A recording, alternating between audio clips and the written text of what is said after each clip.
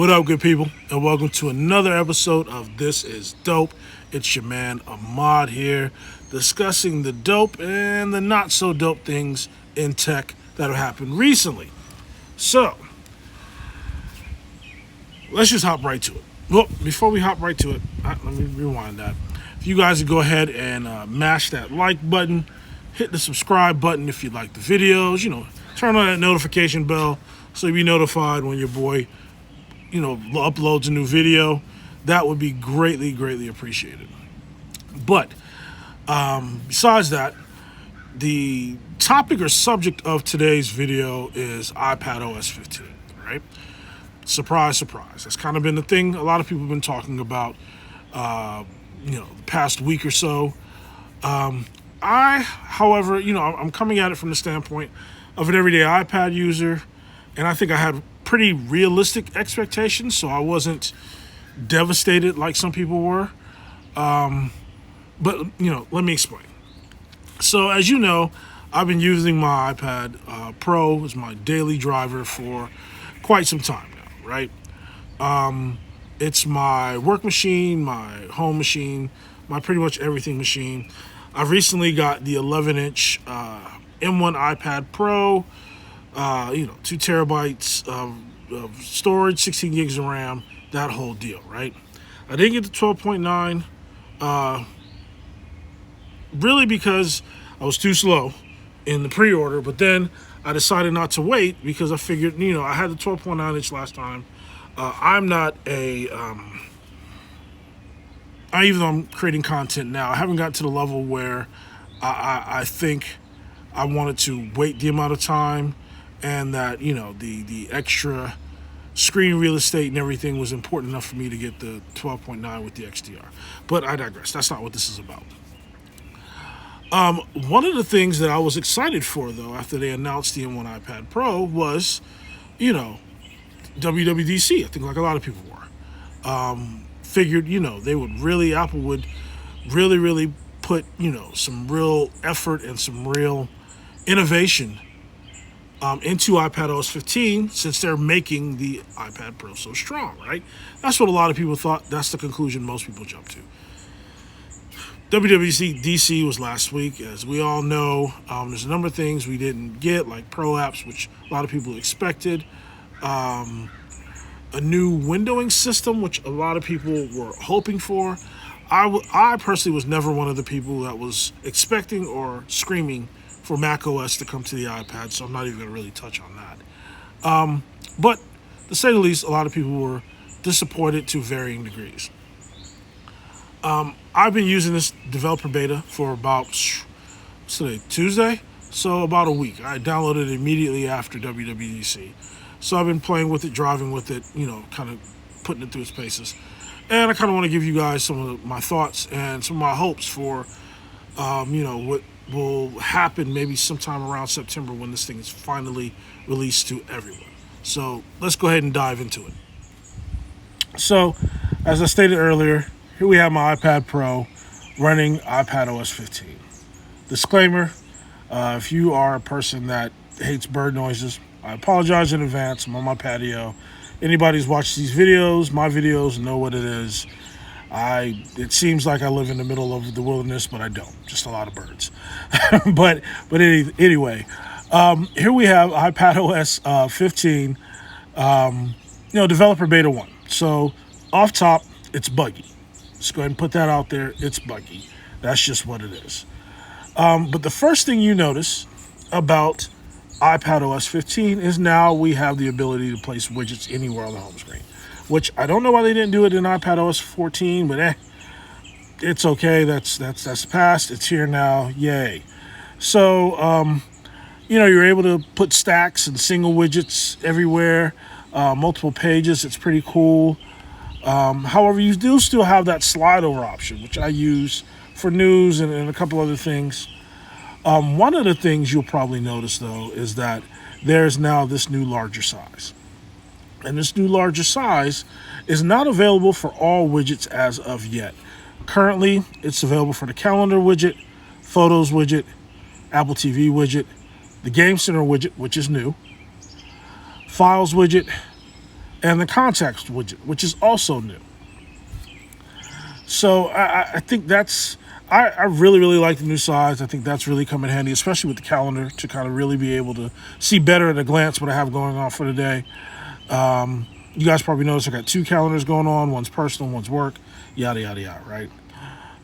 The other cool thing is, you have the varying size of widgets, so you really can do a lot with how you're organizing your home screen to best suit you. Speaking of widgets, the new widgets they announced or they've added, I already touched on the contacts widget and the game center widget.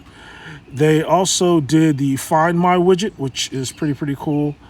The mail widget for me, though, was like the thing. I was really happy they did what they did as far as creating a mail widget. That was something I was really excited about. So I think it's about time. It should have been here, but it's here now. The weather widget still kind of sucks. It's here, but when you tap on it, it takes you to a website. I don't know what's up with that. Apple, you have dark sky. You purchased it. Why can't this just at the very least open dark sky? Why am I going to a website? But I digress. But here is the weather. That was the mail widget. Like I said, we also have the App Store widget, which is really cool. I forgot to mention that. That in itself is pretty cool. Well done on the widget front, Apple. I think you should have done this already, but hey, better late than never. And kind of in that same vein as things that were in iPad or iOS 14 that didn't make it to iPadOS 14 but are here now are the multiple screens, right? So you're able to tap the three dots down at the bottom, tap on it, and now I have three screens, right? You're able to hide screens, which is cool. It's really cool, right? It's pretty really freaking cool. I really like it. That is something that I find I could potentially use in my organizing my I guess my home screen, and really kind of just customizing what I see based on what I'm doing, right?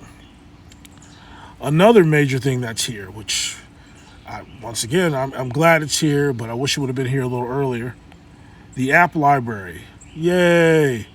For those of you like me that have a lot of apps and we're really trying to find ways to put them in a folder, this is something that you've definitely been wanting. I know I have. So I'm glad it's here. Another cool thing about what they're doing with it in iPadOS is that it's an icon that stays down here in your dock. So you're able to go ahead and just launch this even without swiping over. No matter what screen you're on, you can launch it from here. Ta-da. So I think that's pretty dope. Another really impactful feature for me is Quick Note. I'm sure most of you are used to dragging your Apple Pencil from the bottom right corner and, getting in the screenshot mode, right?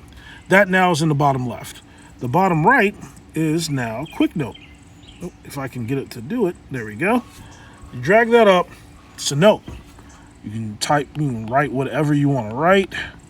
And then the cool thing about it is this stays with you until you're done, or you can dismiss it off to the side, right? So like we have Safari up.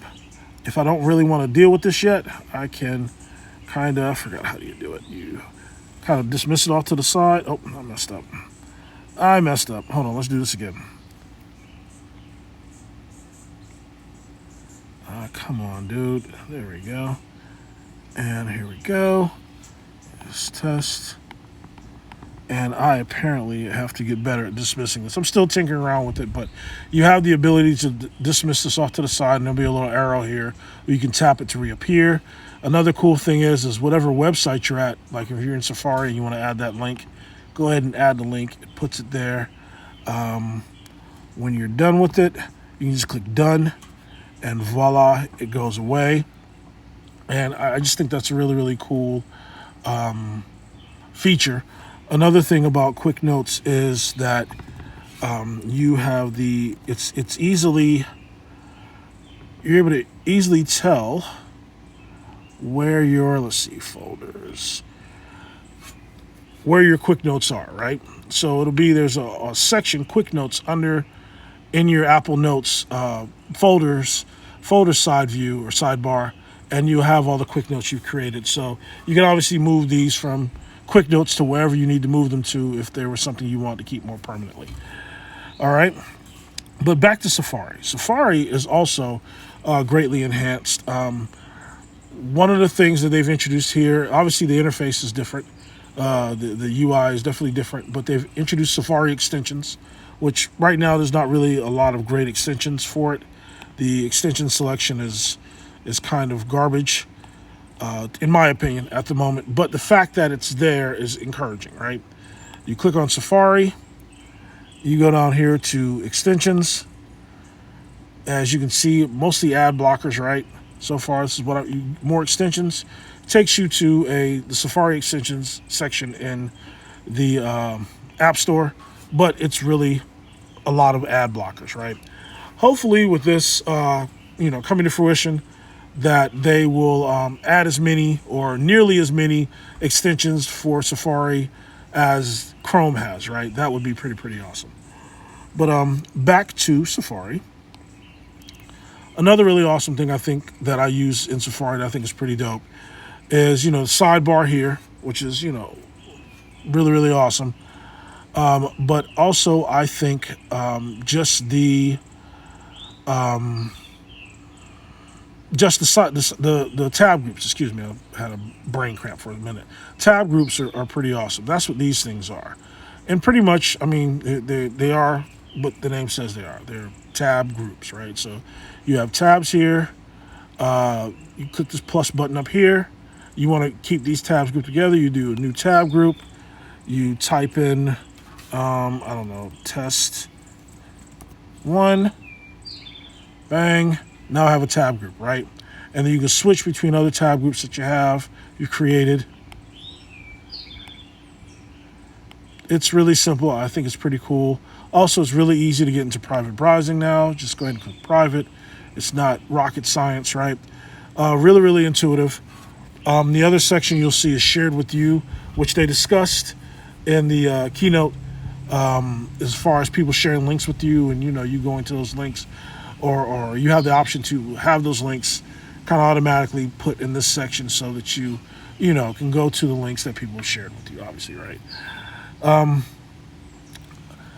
That, to me, are the major improvements in Safari. Another big thing they focused on, and I don't want to say they really improved it a ton, but they made it easier, right? Which is multitasking. Now, instead of going through the whole motion of, swiping and doing all that, which you still can if you love to do that, but it's easier. Just hit these 3 dots up top. Like I have this thing full screen now. I'm going to hit the middle one, puts it over to the side. Then what I could do is, let's see, I want to open up the App Store. Voila. Now I have both of these here, right? So let's just do this. Let's swipe up. Let's say I want to, let's see, what else can I do? Let's see, I want to open this up, right? I still can put my notes in the middle here. And then voila, you still have your floating window mechanism, right? Which it's still pretty much the same. You can still do the whole drag and drop thing like you've been doing, right? There's still a lot of the same functionality, but it's just easier. You have options to enable it easier now. Another enhancement that I really want to touch on with you guys is mail, right? So the way they're doing mail, I think is pretty awesome. Mail is pretty much what I can do is just go ahead and, like here, I have my mail open now. So what I can do is I can go ahead and launch come on, Ahmad. There we go. I can hold this here, and then I can go to open in a new window. It's going to do a center window, right? Which is pretty cool. I can focus on my mail. I'm done doing that, but not quite done, right? Maybe I want to go back to it later on or look at something else. I just tap away, and then here's the app shelf. What this does is launch. This has multiple. This is where, excuse me, if I can get my tongue to work. This is where multiple instances of the same app will reside. The cool thing about this in Mail is, to me, is that if I have emails that I want to go back and forth between, I can open up different emails in these different windows and just go back and forth between each one. If they're not, obviously they have threaded emails, but if I have a couple of different threads I need to, go back and forth between, this makes it a lot easier. So I think that's a really, really great feature. This I am going to use a lot, I can tell. I would say the other thing I'm really excited for, but they haven't enabled it yet. And excuse me, this plane's going overhead.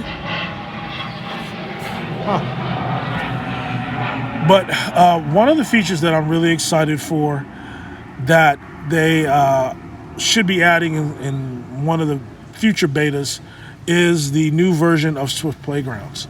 It'll be Swift Playgrounds version 4. With the developer beta, they only let you have, it's still version 3.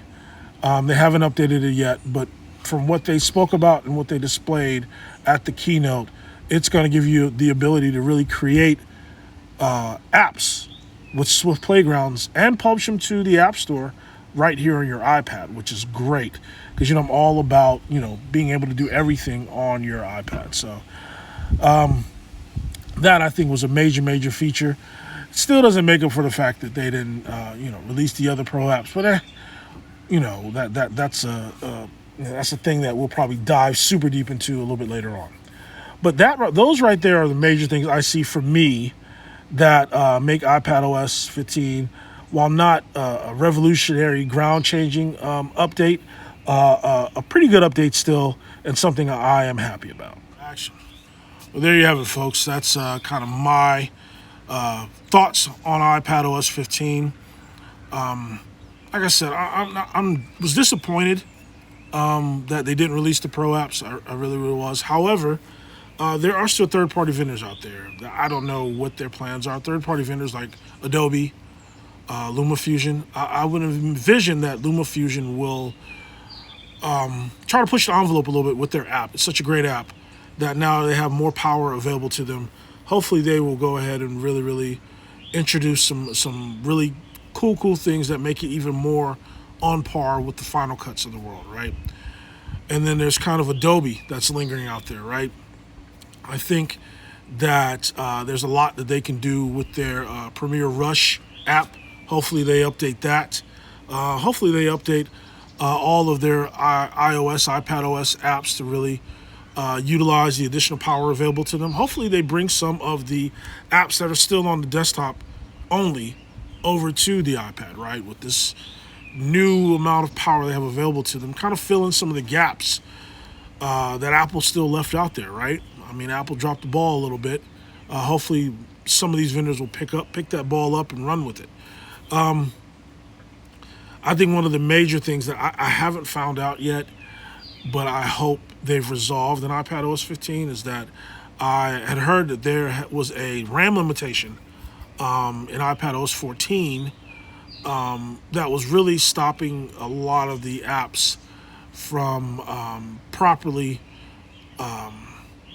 pushing the M1 iPad Pro, right? I heard that RAM limitation was kind of baked into really the developer kit and developer framework and things of that nature, right? Hopefully that, or not the developer framework, I think baked into the OS itself. But hopefully that limitation is not there anymore. And, they really allow these things to put it through its paces. But, we'll just have to wait and see. So hopefully you guys found this review helpful, insightful, entertaining, informative, something, right? Hope you got something out of this. If you did, go ahead and mash that like button for me again. Help your boy out. Hit the subscribe button. Become part of the crew. And definitely hit the subscribe button so you'll be notified when I, post new videos. I'm going to go ahead and go inside, chill out with my family. Thank you guys for tuning in. Have a great rest of your week, wonderful rest of your evening, and I am up out this piece.